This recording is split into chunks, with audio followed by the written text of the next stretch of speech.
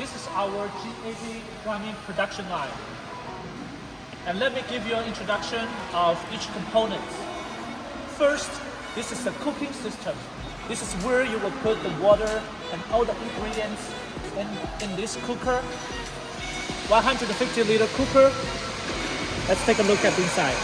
You see it's mixer inside, and it is also jacket.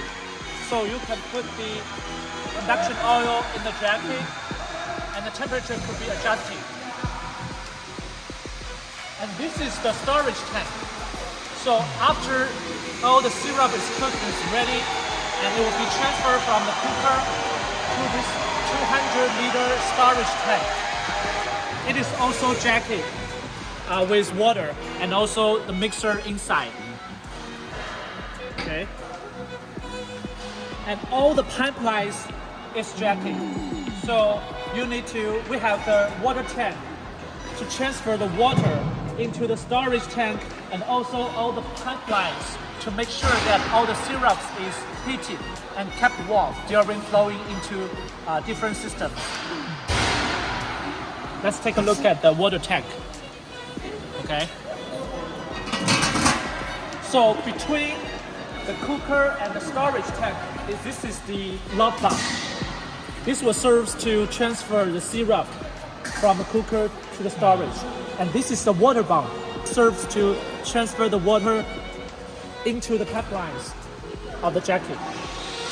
Okay. This is the control panel of our cooking system.